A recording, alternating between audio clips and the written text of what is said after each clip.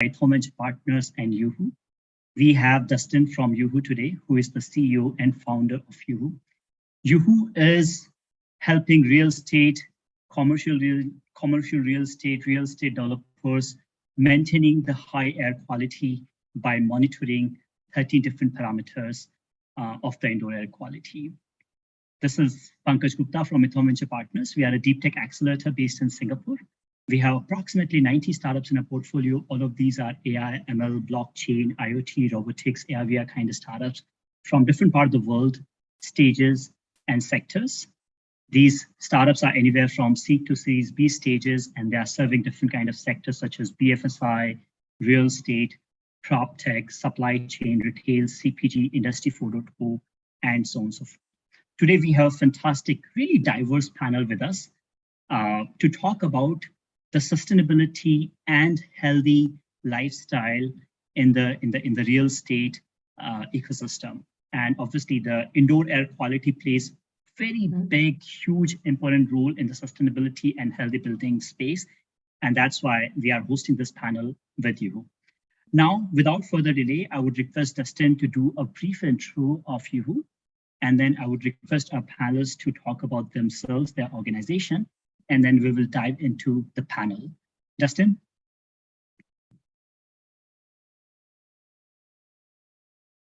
Go ahead, Dustin. Ready here? Yep. So as a quick background, uHoo is an environmental data platform. We help you understand the quality of the environment that you live in order for you to improve your health and well-being, to decarbonize your properties, and to also enhance your ESG. We do this using our patented sensors and our proprietary algorithms and software. Yeah, so over to the panelists for them to make their own introductions as well. Thanks a lot, Dustin. And you will obviously hear a lot about uHoo later, but let's dive into the panel introduction now. So I would start with Gurpreet. Gurpreet, would you like to do a brief 30 seconds intro, please? Sure. Thank you so much, Pankaj. My name is Gurpreet Singh Maini. I'm a real estate professional with over 23 years of experience across the life cycle of real estate development, from feasibility, design, project construction management, asset management to energy management.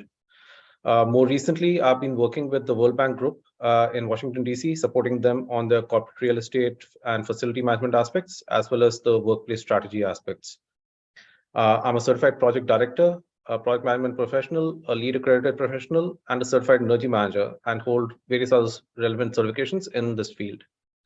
I'm really passionate about the field of sustainability and energy management, and have been actively involved in supporting leading developers in the Middle East Africa region, like Maidal Futtaim, Aldar, Imar, and district cooling providers like Tabreed and Emikool. That's me. Fantastic. Thanks a lot, Gurpreet. Katarzyna? Good morning, everyone. Well, thank you for having me here. So I represent Savills. Savills is a real estate consulting agency. And at Savills in Warsaw, in Poland, where I'm based, I head ESG and sustainability department.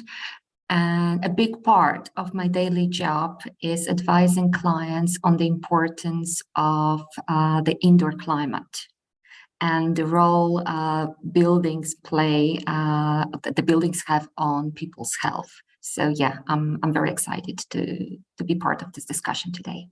Fantastic. Thanks a lot, Katarzyna. Chandni? Hi, everyone. So I'm Chandni from Plug and Play Tech Center. We're a global innovation platform. We connect early stage investors, startups, some of the world's largest corporations together. My background's in chemical engineering and clean technology. So I focus on investments and startup engagements in sustainability for the APAC region. So I'm really, really excited to be part of this panel talk. Thank you for having me. Thank you, Chandni. Alok? Please unmute yourself.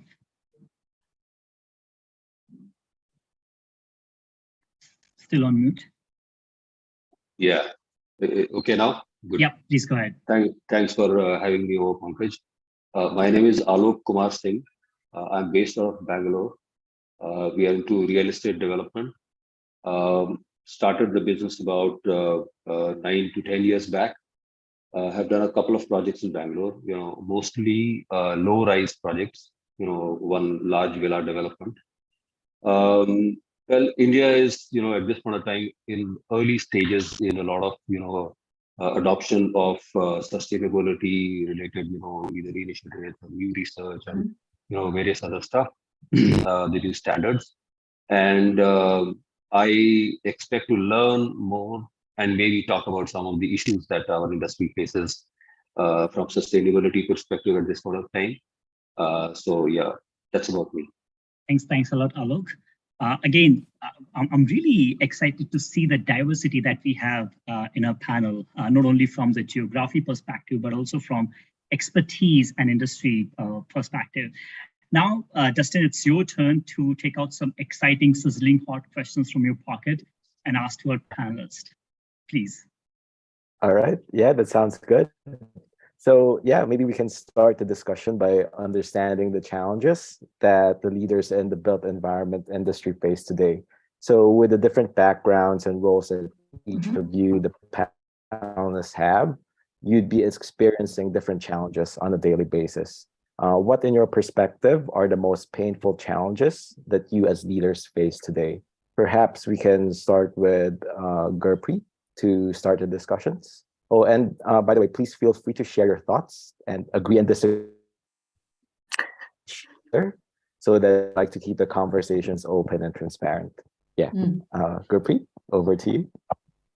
Thank you, Dustin. From my perspective, having been in this industry for over 23 years now, what we've seen is that one of the major factors that helps in the success of implementing sustainability aspects into an organization is communication and proper senior management policy implementation. If the senior management is clearly defines what the intent is in regards to their sustainability goals, in regards to their overall environmental goals, it becomes easier for the entire organization to play an active part in that conversation. Apart from that, I think digitization and automation are great advantages in the current times as they reduce technical and financial risks.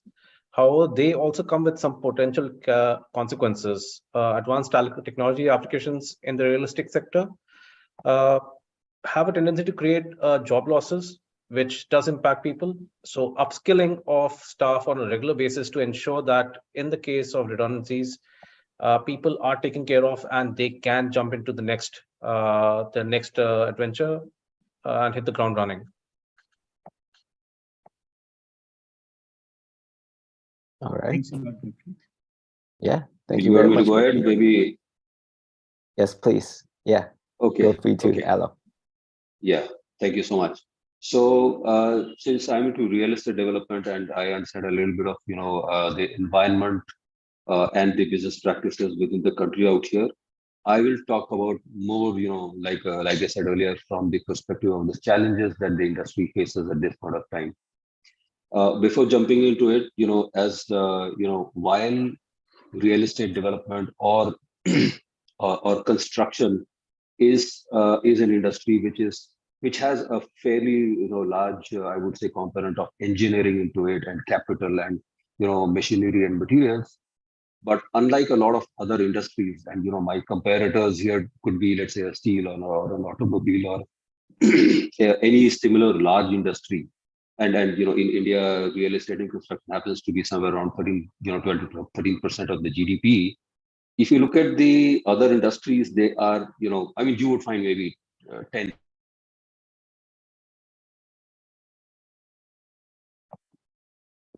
Alok, I think you went on mute. Yeah, okay, thank you. So most of these industries, whether it's heavy machinery or automobile or oil or any steel or cement, these are dominated by about 20-25 players, at max, right? Whereas Bangalore has about 250 developers, right? So if you look at all, let's say, top 7-8 cities put together, you would find more than 1,000 developers. Similarly, if you count the number of contractors or the number of Alok, you went on mute again.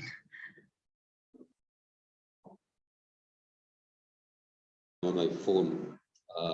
Sometimes Wi-Fi is a bit patchy, so I'm on my phone and getting calls in between. I'm sorry about that. So this is one of the most fragmented industries. Now, I'm not too aware of how things happen in, let's say, some of the Western countries, but this landscape in India is dominated by a lot of people who traditionally are not from either an architectural or a civil engineering background. For example, I myself am a metallurgical engineer and an MBA, almost nothing to do with construction or real estate, right? So here in India, real estate is more business than than I would say capability around a lot of engineering part of it. So therefore, while a lot of new things are coming in, for example, people say what you could actually use a lot of bamboo instead of steel for, let's say, some low-rise buildings. But the biggest challenge that a lot of developers face in India is, hey, who knows? I mean, if I start using it, what happens to me if some issue happens? So there is no, I would say, common platform which kind of tells me that, hey, Alo, go ahead and use it for, let's say, a ground plus 3 level building, and you'll be okay. And here is the entire process. Here is the kind of materials that you should use to be safe, and so on and so forth. That is one of the biggest problems, because at the individual level, individual business level, I think the technical capability is seriously, I would say, people are challenged on that. At collective level, there is no common forum to say that, what, this is what we could, all of us could use. So that is one part. The the second part is, India as an environment is a very, very cost conscious environment. I was talking to, a friend of mine who has gotten into creating, plastic used, an underlying layer for making roads, right? But people don't know it's about 15-20% more expensive than normal. Now, India happens to be a very, very cost conscious country. Generally, people would say, what, if cost goes up higher, then the interest in adopting practices goes down. So if there are solutions which are cost competitive, even if they're equal or maybe marginally higher than existing solutions, the adoption goes on like a wildfire in India. But those are, I would say, two of the biggest challenges that we face in this country, actually. If I could jump in, because I absolutely agree that well, basically every investor is cost conscious, whether it's in India, Poland, France, the United States.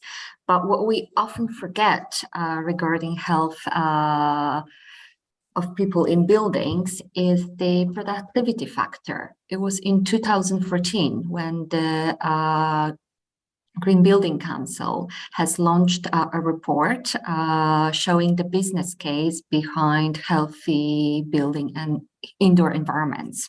And it has been proven that people in healthy buildings are more productive. So there is a business case behind it, and we know that now the energy costs are higher, so it's not longer, well, we can not longer say that the media are very inexpensive and the biggest costs is related to people, but still the majority of company expenses it's connected with their workers. And if we could make people more productive by making the indoor environment healthier, I think that's the real business case. But my daily challenge is that although the data is there, it's been known for quite a while. The technology is there too, but there is a lack of implication. There's always this clash, for example, in office fit out between design and health that can be very nicely connected, but the knowledge is not there. And a lot of design companies, they're mostly concerned about colors, about flashy styles, but not about the amount of toxins in the materials. Yeah, and so what I try to preach every day is that the paint, when we are choosing paint, the first factor should be the amount of toxins in it. It should be 0 Vox, yeah? And then we think of a color. And like 10, 15 years ago, it was very hard to combine the two. But today it is not. It's about awareness. It's about remembering about that business case and and having that at the top of the agenda. But you're right, this is a challenge. I just wanted to, to put forward this business case idea. Maybe if I can. Yeah, that's a very interesting point that you mentioned, Katarzyna. Sorry, go ahead, Chandni. Oh, no, that's okay. I guess, something that, Katarzyna and I think Alok mentioned, there's a lot of high upfront costs. A lot of, investing in sustainability measures usually requires a lot of upfront costs, and the business case for it might not be so convincing. And I think there's also a lot of limited stakeholder buy-in. So a lot of these initiatives require buy-in and collaboration from a wide range of stakeholders, right? So we're thinking tenants, investors, regulators, local communities.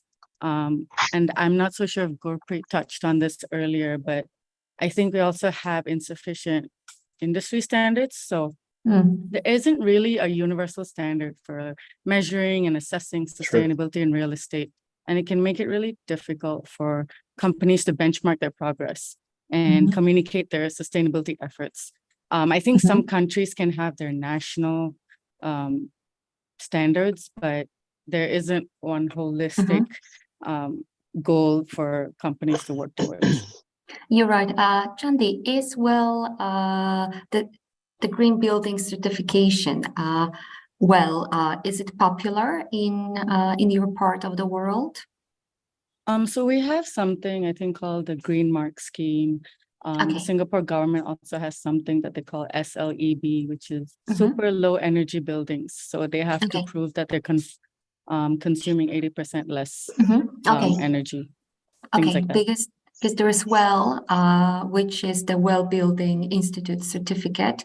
And that's because I always group the green building certificates into 2 groups. Those that are concerned with the environment mostly and use of resources, and those with the human perspective at the top. So Well and Fit Well and Well Health and Safety, these are the certificates that put the human being up front, and the norms for the indoor environment are very high.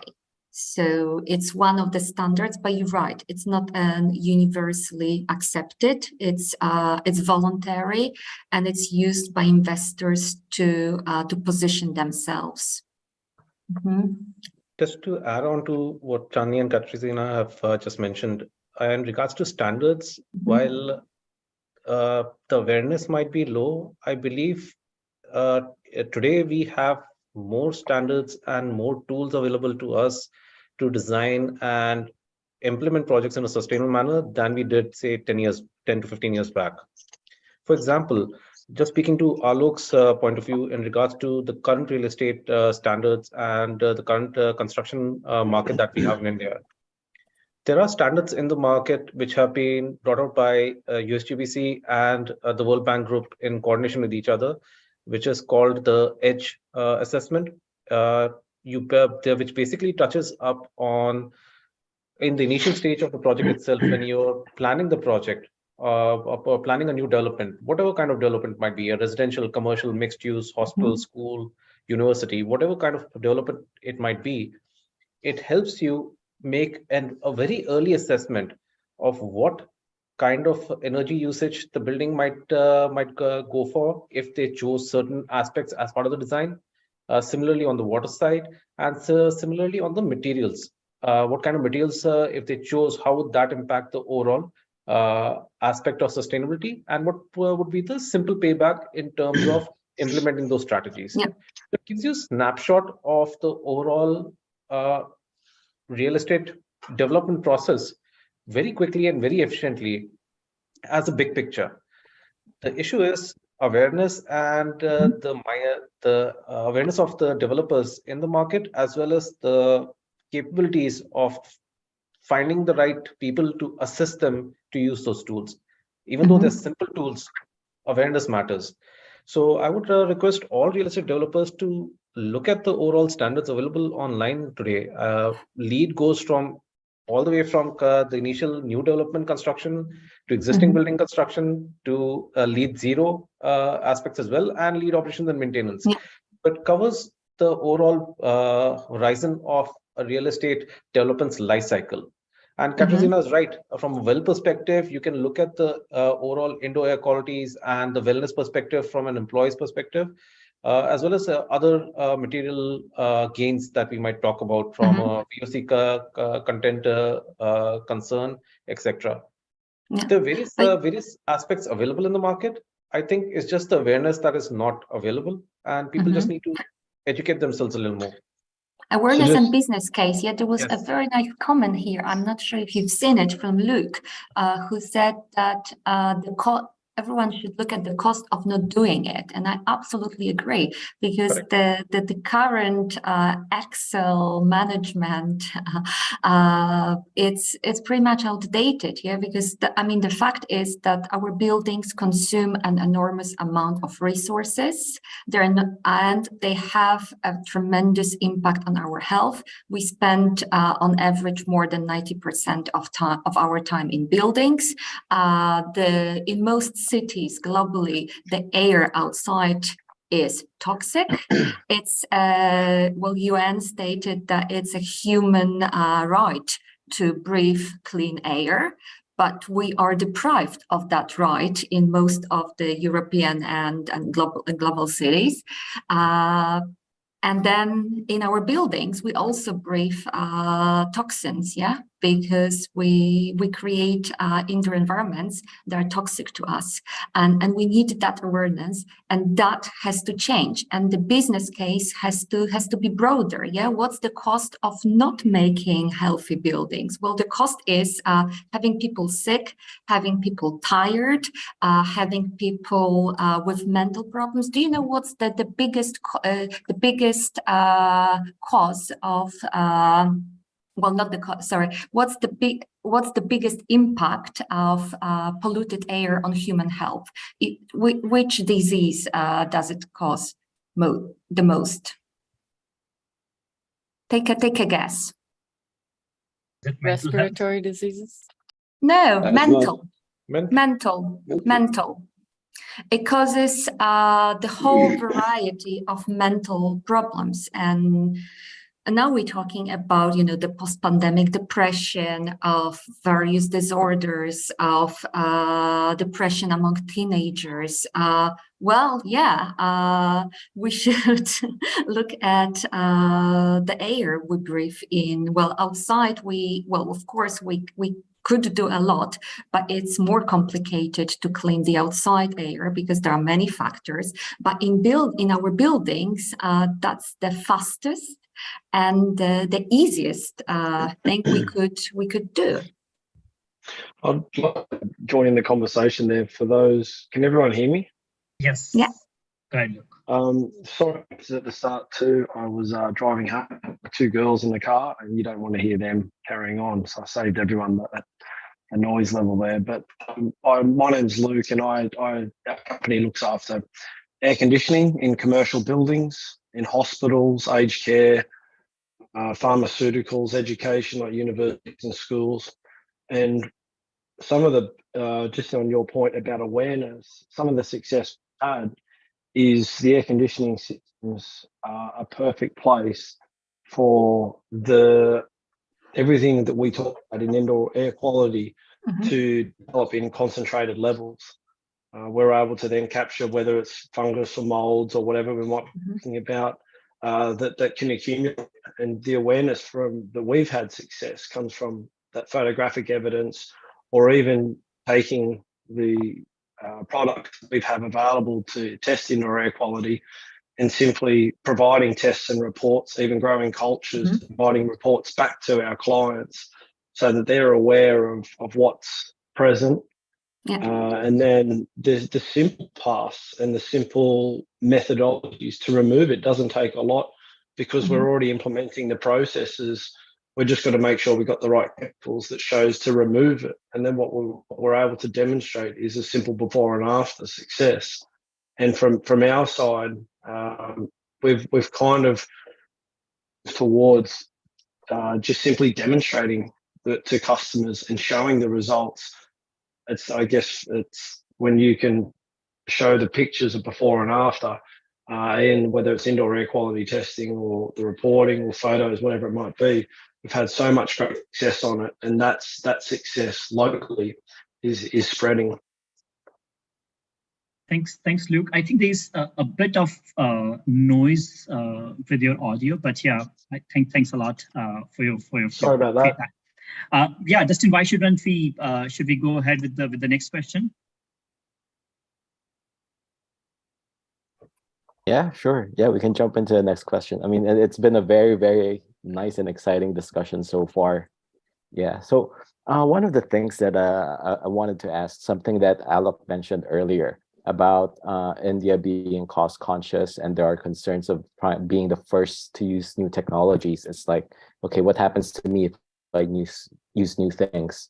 So from your perspective, how do you actually integrate and ensure that for your own company, the practice of ESG and sustainability still goes across the entire organization and still adopt new technologies while doing this? So it's not just from a management level, but all the way down to the operational level.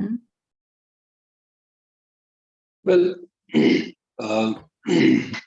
at an individual business level, I guess, like Gurpreet said, it has to come from the top.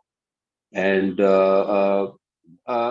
in general, once the owner or promoter of the business is convinced about all the set of practices and its cost implications we're talking about, I think it's relatively easy to get them down because I mean in a lot of ways Indian organizations are a lot of command and control, especially in real estate. So if you get to the top guy and if you convinced that it makes a lot of business sense, well, half the job is done. Of course, I would say that even in real estate organizations, you would have maybe some people who understand a lot of the technology side. When I say technology, I'm talking about the construction, civil, that part, of course, and the IT side both.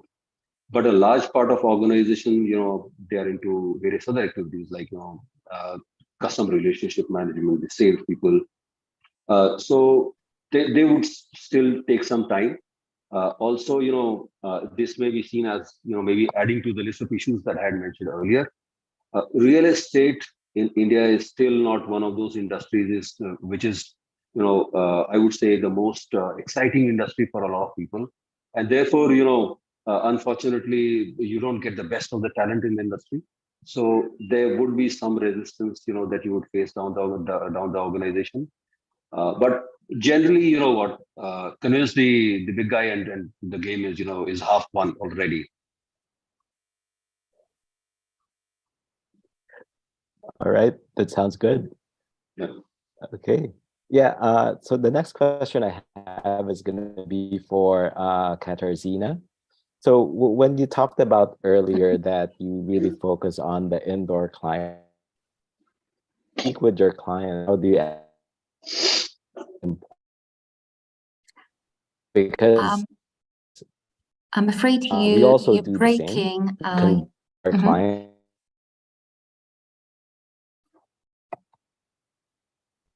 Can you hear me now? Dustin, you were breaking. Please repeat your question. Yeah.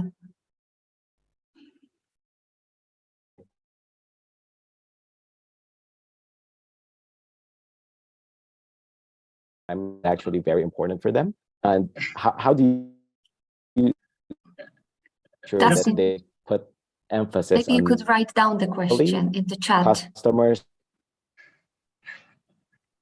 Okay. All right. Yeah, if you paste the question in the chat, I will answer it.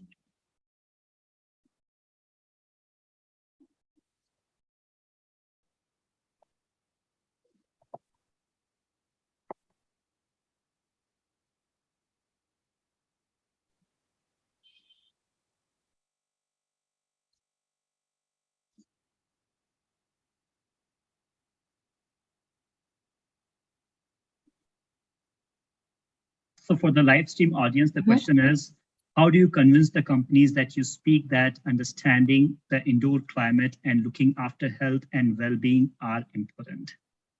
Interesting question, Katarzyna. Please. Yes. So I always try to explain the business case behind it.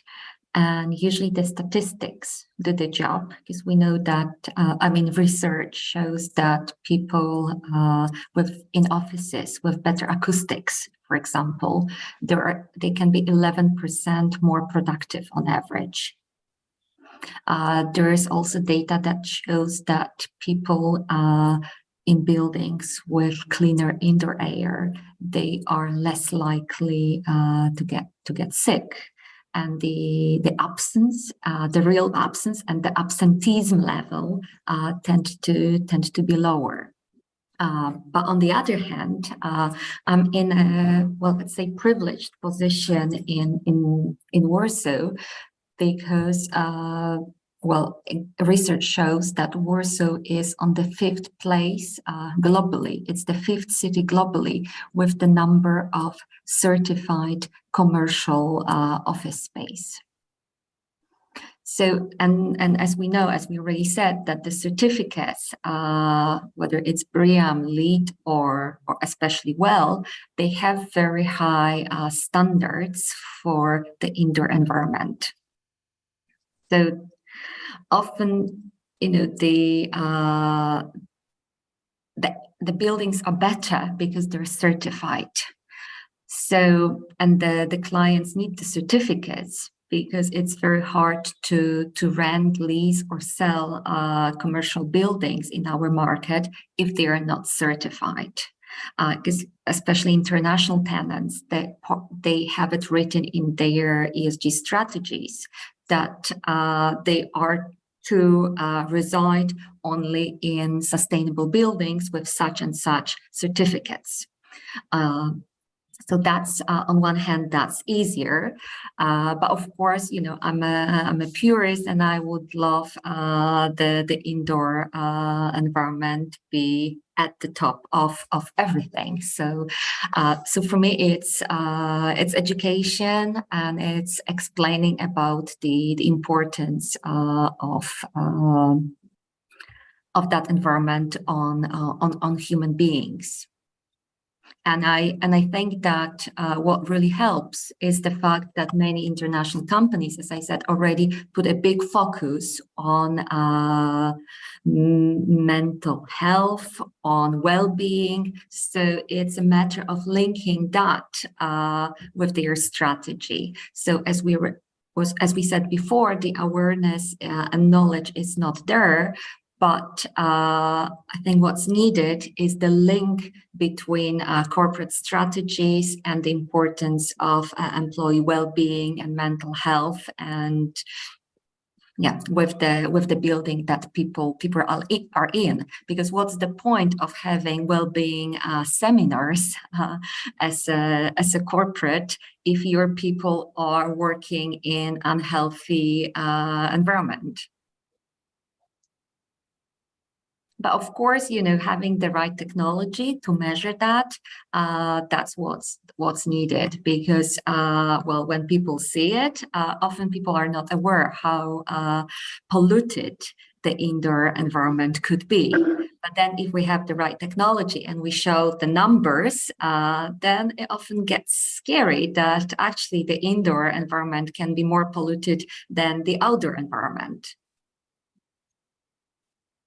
Thanks, Katarzyna. Just want to point out that Jack from Victoria, Australia, has shared a report on what is the payback for the healthy buildings, and he's vice president at International Well Building Institute.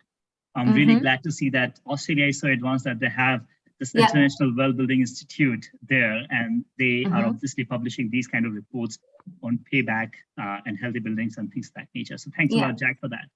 That's another important element, because I've heard in this discussion that sustainable buildings are more expensive. Well, they don't have to be. They don't have to be. When I started working with sustainable buildings in 2008, they were more expensive. Back then, we used to say that the average difference is around 15%. But today, it is not the cost. It can be pretty much the same or up to, well, and up to 5% higher. Yeah, on average. So you can, and then if you add to that the cost of not doing it, the cost of the fact that if you build today a building that it's not sustainable and it will be a stranded asset in the next 5 or 10 years, that's something to think of. Yeah, like in Europe we have, and Singapore, I know Singapore is very high on regulations as well, but in Europe we have that regulation coming that in 2028 all commercial buildings will need to be all new commercial buildings will need to be zero energy. So if you design a building today, you need to have that in mind, because if you design it wrongly, then your asset will be stranded in the near future. What I regret is the fact that there is no, let's say, national regulation, very strict national regulation about the social element. So this is more internal, and it's regulated by the market leaders. And I'm very glad that they are setting the standard.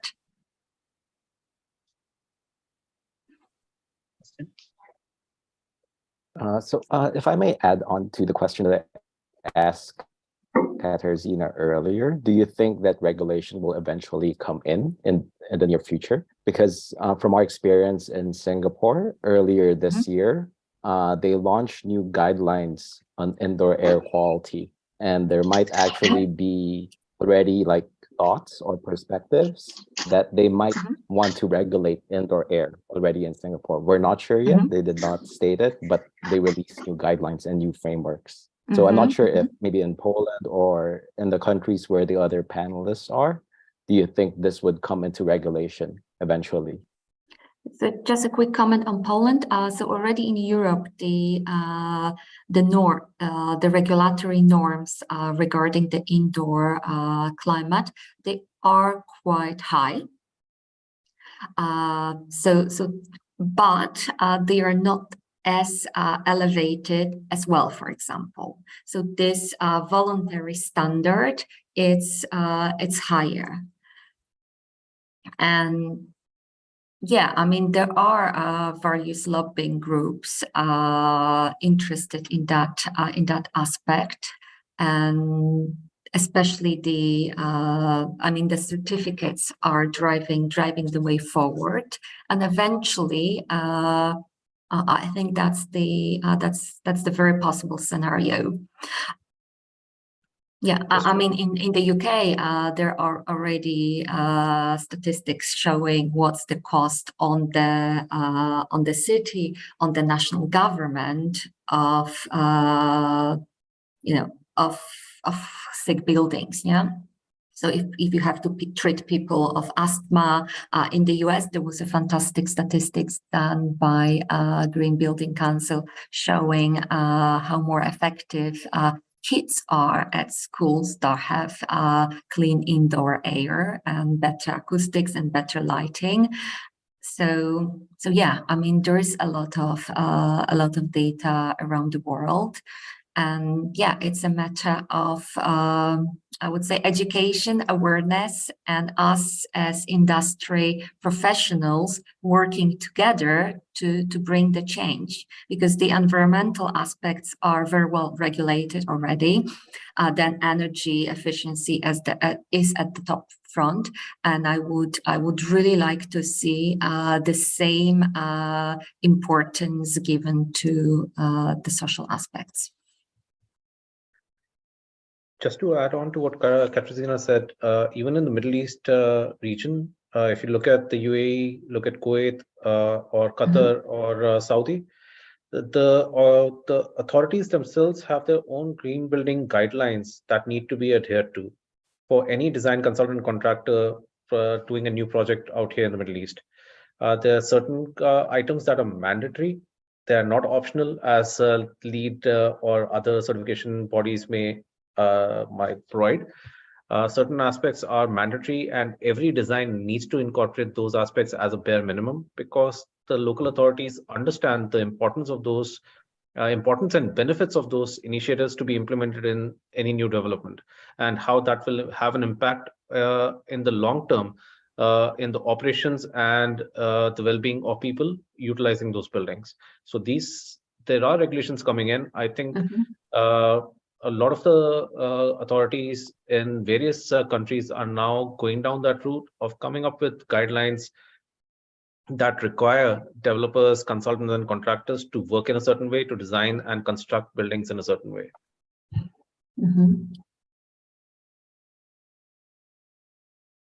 Alok, any additional points on this? Or shall we move on to the next question? Okay. Justin, are you there? Yeah, I was saying, Pankaj, that in India, we have the Indian Green Building Council, which has been quite widely adopted. There are a lot of, good number of very, very, I would say, professional, developers out there who go in for, gold standard or silver standard in terms of the rating. However, like I said, there are issues of, in terms of the way real estate development works in this country. So the guy who develops a commercial building is different from the guy who eventually owns the building, who is again different from the guy who actually operates the building, and who is again different from the guy who actually leases the building, right? So the good thing is that a lot of a good commercial development is happening, which is getting consumed by a lot of global companies out here in India. And I think sooner or later, they will start demanding, because whatever said and done, a lot of these companies employ large number of people, 50,000, 70,000 people. They surely are concerned about their employees' well-being, their health, and all that stuff. Yeah. And the faster the demand, the faster it will start percolating back to the guy who actually creates the building, because you will not find people, hopefully sometime down the line, who would want to lease out your building. So I think purely from the industry practices perspective, we are in the right direction. From the perspective of materials, there's a lot of research going on, a lot of new materials coming in. Adoption, because of potential or perceived risk, is slightly slow, I would think, at this point of time. But I think we have a good road ahead from here. But when I think about it, you see, guys, you have great technology here, and it's about, because when we talk about it, it's very theoretical, yeah? Maybe the paints are toxic, and maybe they're not. Maybe PM2 will kill us, and maybe it will kill us later, and maybe it doesn't really matter, and yeah. But when you see it, when you start testing your indoor air, it makes a difference. I know it from my own experience, because back in 2014, I was part of the first WELL building certification in Warsaw, the office of the company that I worked for. We cooperated with WELL on the first certificate in Poland, and I was part of the assessment process. So I witnessed our indoor air being tested. And, talking to the people who tested it, while working with WELL, understanding the importance of various elements and how it's all connected and how it impacts human health, made me super aware of the fact. And I've learned in practice. I saw it, I experienced it. And then I moved from an office that was was unhealthy, in an unhealthy building, to a WELL certified office. And I'm allergic. And I felt the difference, yeah? So I really felt the difference, and I think that really, that should be the proof when you experience it. In spring, in summer, when there's a lot of pollution that's unhealthy for people who have allergies, and we basically cannot breathe very well, I gladly went to the office because I was able to breathe. So I felt the difference. And I think that, if we are able to feel the difference, if we could show people the difference, if we could show the testing, use the technology that you're presenting today to spread the knowledge, to spread the experience, that could make the difference. Because if you experience it, it's so much different than talking about it.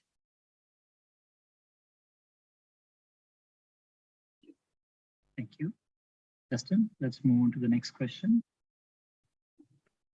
Yep. Yeah. So yeah, we've been talking about technology and all that. So I'd like to shift the question to Chandni this time. And as a VC that gets pitched various ideas on a daily basis, how important of a role do you think technology will play in disrupting the built environment? And what interesting technologies are you seeing right now? Sure. I mean, obviously, as we're seeing a lot of, digital SaaS solutions, IoT solutions come into the market now, I think we see technology is going to play, obviously, a very, very big role. We're also seeing a lot of startups that either work with bio-based materials to try and incorporate those into, various stages of building construction. We actually did run an open innovation challenge with one of Asia's biggest real estate partners. So one of the focus areas is actually indoor air quality. So I think some of the interesting solutions we had, I think startups that came through, yes, there were air filtration systems. We saw some UV air purifiers.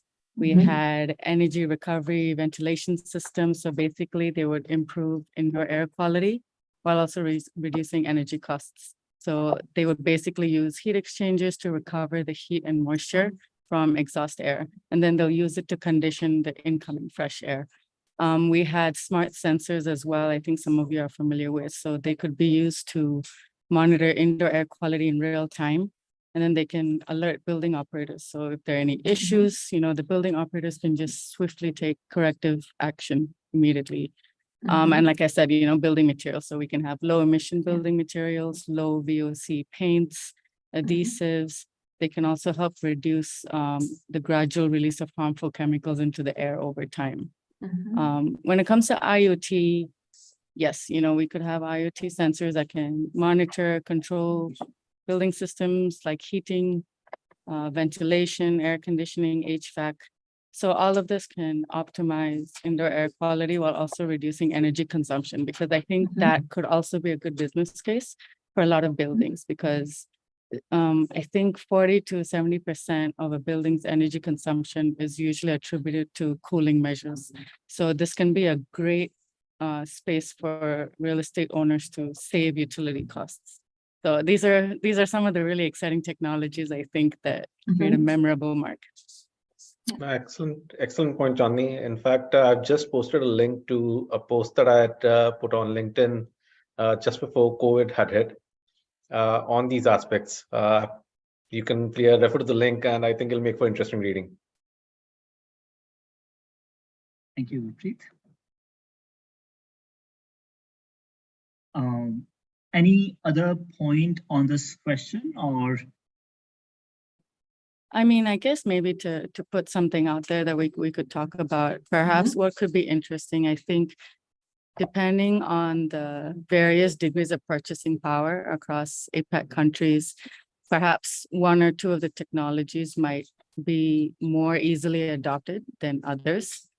So maybe if I could pose, get your thoughts on, do you have any thoughts on which technologies are more prevalent, maybe in India or maybe in Europe and so on? Alok or Katarzyna, do you want to talk about those technologies that you are seeing in your space? There are various systems that can measure different elements of indoor air pollution linked to the energy monitoring. So, I mean, many sustainable buildings have a various have measurement panels, and they are displayed in the lobby. Our office in Portugal has very advanced measurement of the resource use and also of the indoor climate elements, and it's very important for people. I really like what Chandi said about the energy, linking energy efficiency with indoor air quality. And yeah, I think it is very important, but I agree with one of the comments here that measuring just PM 2.5 and PM10, it's not enough. Yeah, we need to be aware of the broad scope of the elements. And I agree with Chad that some of the VOCs are particularly dangerous to us. And that's the question. We can pass the national standards even if they're elevated, but we can still have high levels of certain toxins in our environment. So I would really like to see a technology that actually it's in line with the work that the Well Institute is doing, because they know which VOCs are harmful and what's the scope that should be measured, and a technology that can follow that and be in line with that knowledge. Something that I've also seen is, I think if some countries probably can afford to bring in a lot more investment and capital into, like energy storage or energy saving or building management systems. But if it is countries with maybe limited skilled professionals, I think like in India, like Gurpreet mentioned, other tech that could show more promise could be simpler things like I think indoor paint that's less harmful, or maybe air filtration systems, because it's not a huge stretch from existing technology already in place. And just to add, sorry, Pankaj, I just want to add one last thing before we cut it short. Just to add on this, in regards to investments, the general tendency is for people to believe that they are developing things on their own. While there are interested parties, including various international organizations and banks, who are willing to invest in your projects if you showcase the sustainability aspects that you're looking at. ETH certification, which I spoke about previously, allows for that link on your submission itself, where your project and details would be shared with various investors in the market who would be willing to invest in your project if they see value in the sustainability initiatives that are being implemented in the project. So there is a market. Again, I think it's a matter of awareness. If people are aware of these aspects, it'll make their life easier as well to showcase the various sustainability aspects that they want to implement on their projects and gain investments from third parties to support their development projects. Thank you. I would add, from an investor's point of view, generally, it is a bit harder for air quality startups to receive funding, because when it comes to traction potential or scale up potential, more and more real estate owners and buildings would rather invest in technologies that can help them in a reduce energy consumption and so on.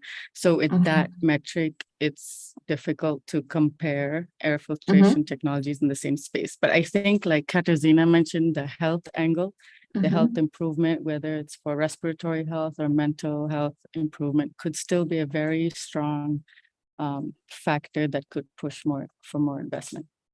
Yeah, if we could link it, and like connect people together and make the movement bigger. Because I'm really like, I was thinking about it yesterday, and it is sad because it's quite Well, it's several years since World Green Building Council published the second chapter of green buildings in 2014, focusing on the importance of health in buildings, on showing the impact buildings have on human health, and also showing the business case behind it. But it's still not mainstream, I agree pandemic has helped, but we're not still there yet. So it means that we need to connect for education, for awareness, and the technology awareness, because I believe the technology is there, but it's not widely distributed.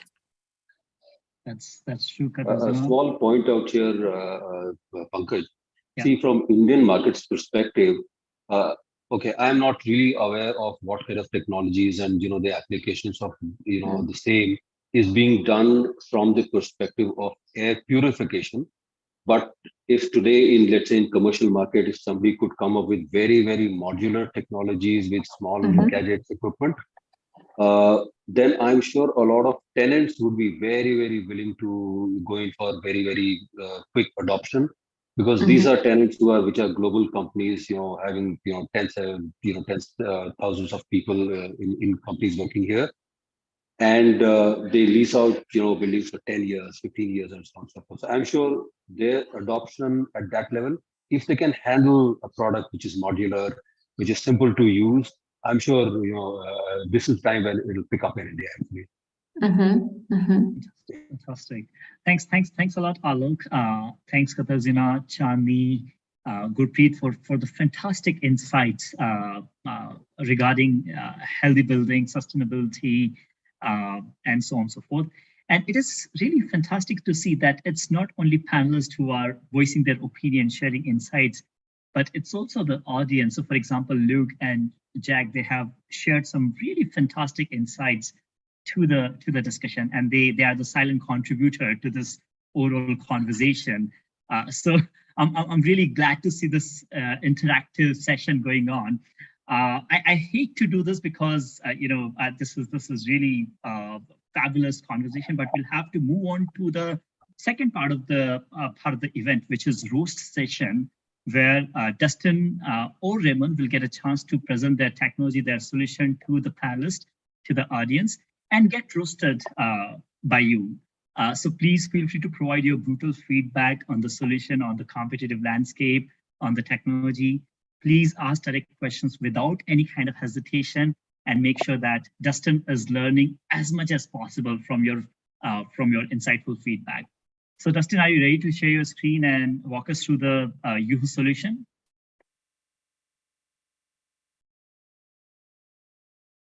Please unmute yourself. All right. Yep, I'm ready to. Yeah. So what I'll do is I'll give a quick 5-minute pitch, and then you can roast me afterwards. All right. Hi, everyone. My name is Dustin, and I'm the co-founder and CEO of uHoo. We believe that clean air is a fundamental human right, but more than 90% of the world's population does not have access to clean air.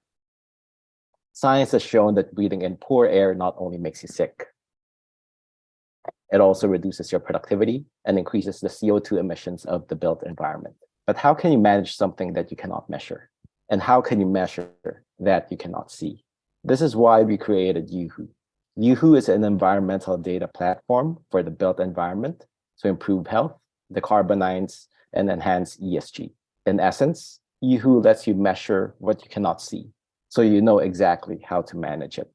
You can view real-time and historical data of all your rooms, offices, and buildings, and manage them from one dashboard.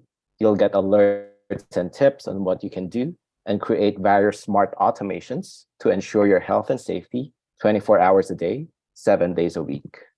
We are the most comprehensive solution, measuring 13 parameters. Other products measure less than half what we do, and our customers love us because we focus on performance and reliability. And we built our solution as a platform that allows you to benchmark your portfolio properties to enhance your sustainability and ESG strategy. uHoo's growing customer base, accessed via our global distribution network, is currently at 20,000 homes and growing. We also currently serve hundreds of private and public enterprises across more than 20 countries.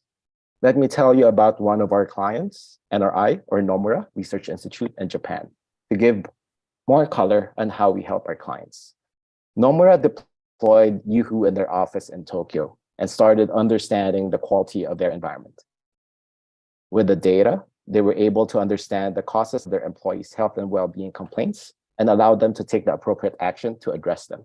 uHoo also helped them comply with the local building regulation in Japan and also helped Nomura create integrations that made their office smarter and healthier. They love our solution so much that they actually scaled the deployment across 6 cities across Japan. So right now, we actually monitor and manage all of their offices across the entire country.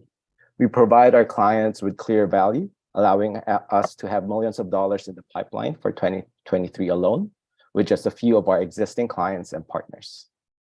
We also help our clients earn the necessary credits to obtain sustainability certifications, such as LEED and WELL, and to enhance their overall ESG performance. We have a simple business model where we sell our patented devices together with a SaaS fee to access the uHoo dashboard.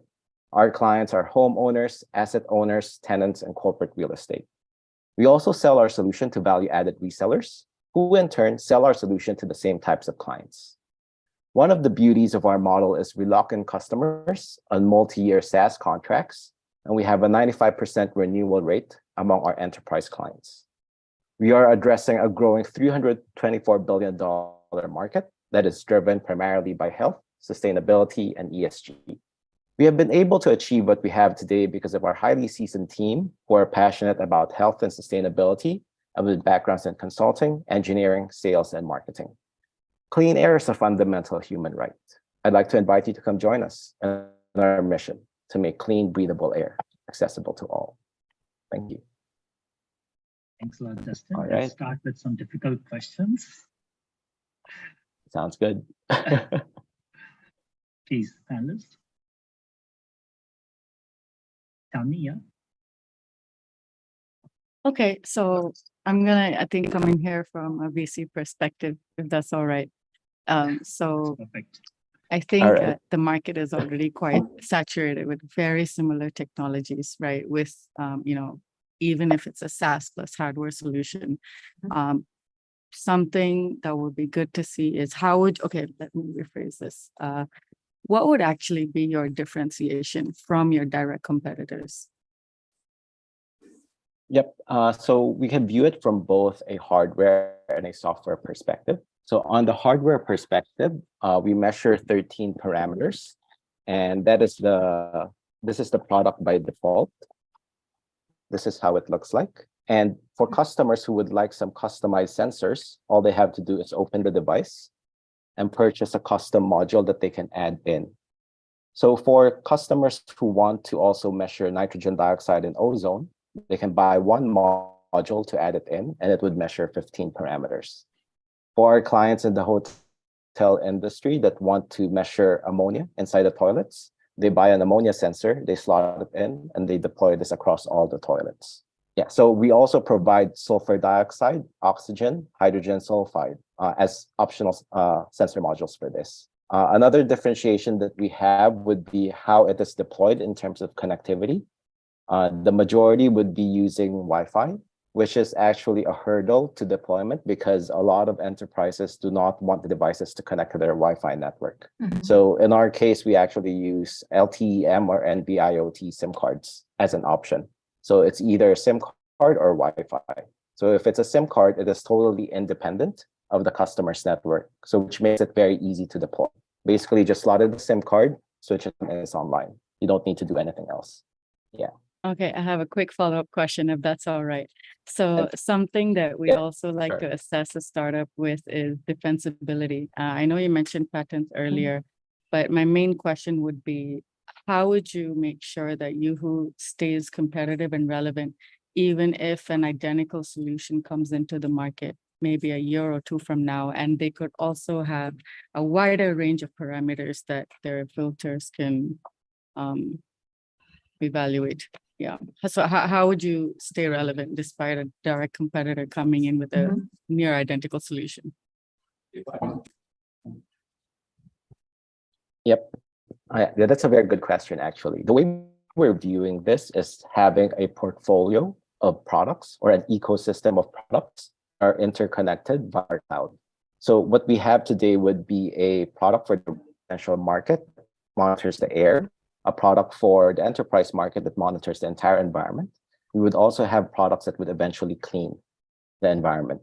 So not just in terms of integrating with the building system to automate the building, but also our own products like filter systems or humidification systems that are fully integrated with our solution. So it becomes a whole ecosystem of products wherein we can provide you with clean air as a service. All right. So what you're saying is perhaps a direct competitor might just offer 1 to 2 of your features, whereas yours is more comprehensive. Yes, that's correct. Yeah. So maybe a question from me, coming from an investor perspective, like individual investor who would like to install it, and the fit out has already been done, and the investor does not want to change much in the fit out. So the problem usually is cabling, yeah? How easy is it to be installed if we do not want to make significant changes in the fit out? Yep. We've actually done that with a number of our customers wherein it's already complete because what we do is it's powered by a USB. So you can just plug it into the wall and that's how you power it. If you have the option to do a bit of wiring, even with a completed office behind the walls, you can also power it via PoE as an option. But when we look at our customers, the majority power it using USB because it's just easier for them. The outlets are already there. So do you think it's your USB that it's easy to be installed? Is it something that the competitors do not have? Or is it similar to? So it depends. Some of our competitors also power theirs via USB. Others are purely require cabling, like purely either PoE or RS-485.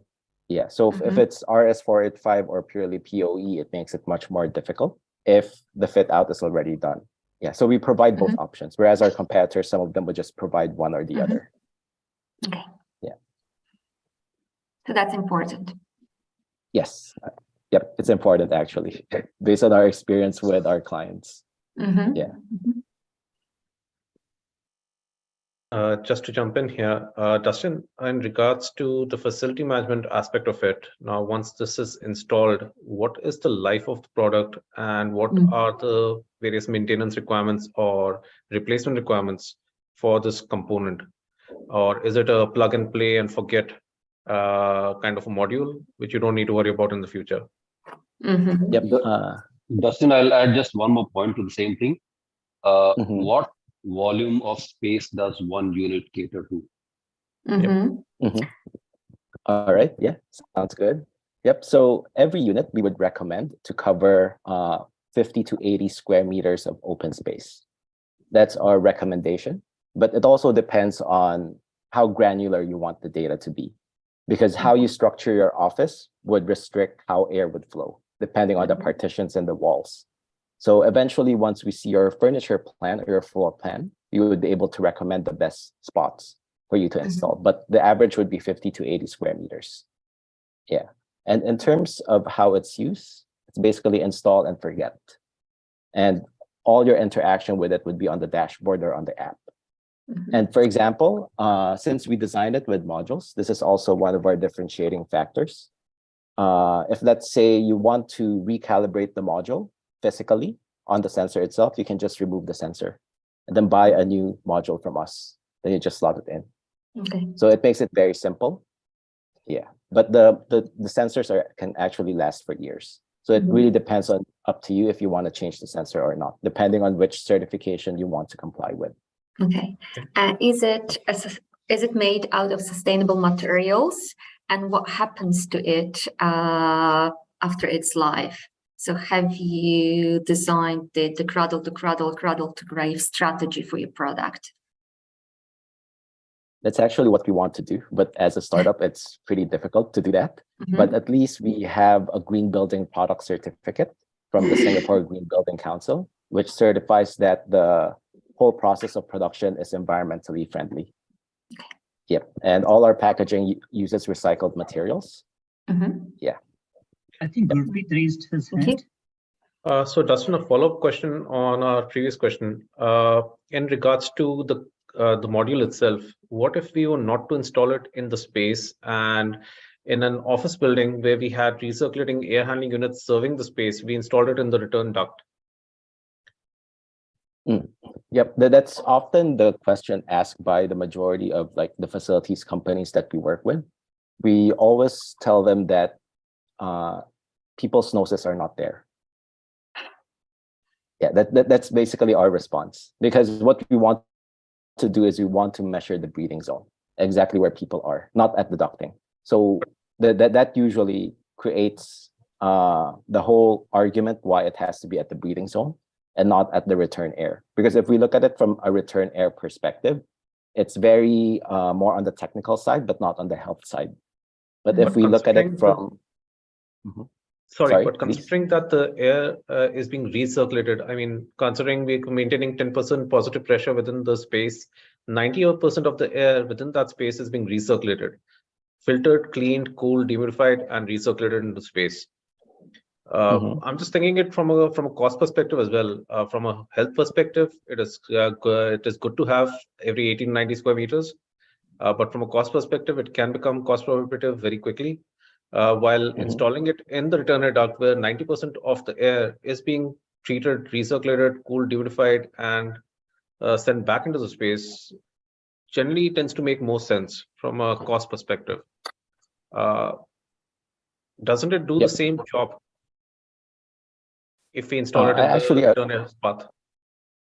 I actually agree with you on the cost perspective, but in terms of the actual air quality, we've actually tested that. So we tried putting it inside the return duct system within the same client, and we told them that, no, you have to put it at the breathing zone. And they can see the difference in the quality of air.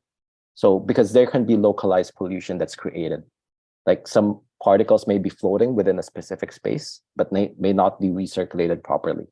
So it really depends on how the office is structured. So when they saw the difference in this data, they decided, okay, we're not going to put it at the return air. We have to put it at the breathing zone. Yeah. Okay. Thank you. I think Chandni wants to ask a question. Sorry, I'll quickly ask one. What does it cost? Can you hear me? Yep. Yes, I can hear you. Okay. What does it cost to install one unit, and what are the running costs of the unit? Yep. So the way we structure it is more on a project basis. So the more units that you have, the running cost would go down. So it's like an enterprise package. For the first 50 devices, this would be the cost per year for the software. If let's say it's the next 100, it's another cost. So it goes down over time, which allows you to scale. Yeah, we can discuss the actual numbers once, in a separate conversation. Sure. Yeah. Okay, so my question is regarding customers. So I think one would just assume that most of the customers using your solution would be those in commercial or residential spaces, but a closer look at your website shows that you have a case study in a semiconductor clean room setting, which is really, really amazing. So what is your main customer segment? Our main customer segment are offices, corporate real estate. I would say approximately 85% of our customers are in commercial buildings. Then we would have those outlier customers, such as hospitals, clean rooms, schools. Yeah, but the majority would be commercial real estate. But would you not say that it might be easier to scale up if you worked closer with semiconductor clean rooms and hospitals rather than residentials? It's a question. I'm not too sure which is easier. Yep, it actually depends. If we look at it from an awareness and a need perspective, commercial real estate has more awareness and more need as opposed to, let's say, hospitals. Based from our experience when pitching, The main reason for commercial real estate to adopt this faster is mainly for the certifications and for their ESG needs. And let's say if it's for hospitals, when we talk to them, the perspective is the hospital, we're supposed to be clean. I don't need this. And then once we deploy, we see that it's not clean. They get shocked. They don't want to use it because now reality strikes them. So that's often a conversation that we have if it's not inside the commercial real estate space. Yeah, there's a lot of denial. Yeah.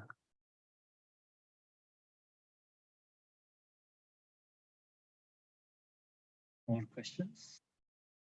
And I can see that Dustin is not getting roasted at all. These questions are pretty soft. Panelists are extremely generous.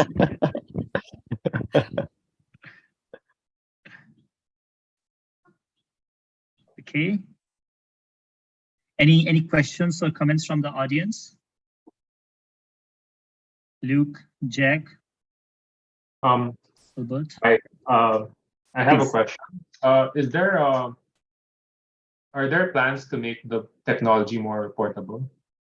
Like you could carry it around with you? Just the thought. Oh, a portable monitor. That's something that we're thinking of actually. So there are a lot of ideas that's circling around the team's head. So we have the residential product, we have enterprise. We're thinking about something that's portable. We're thinking about something that can just be installed in a car. We're thinking about a monitor that can be installed outdoors permanently. So because for us, we have the technology, it's about changing the form factor. Yeah, and yeah, basically rebuilding the form factor and the manufacturing process. But the back end technology is the same. So that's how we can eventually scale over time.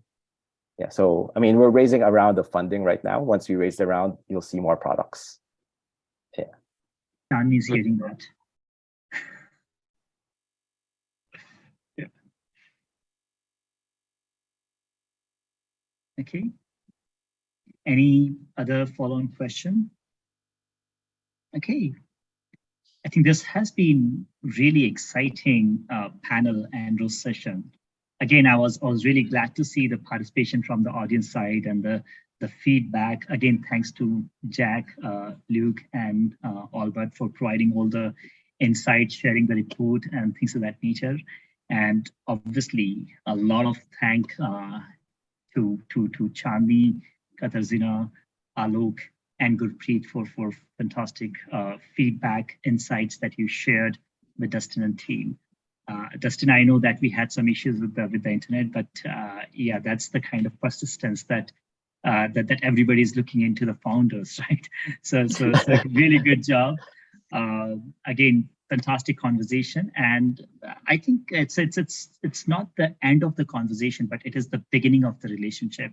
I would love to see how we can reconnect in the near future, in the next few weeks, see how uHoo and team can help you out in your projects, and how we can collaborate together and take it from there. Again, thanks everybody. Really appreciate your time and hoping to reconnect soon. Take care, stay safe. Thank you so much. All right, Thank you. everybody. Take care. Thank you. Bye. Bye-bye. You.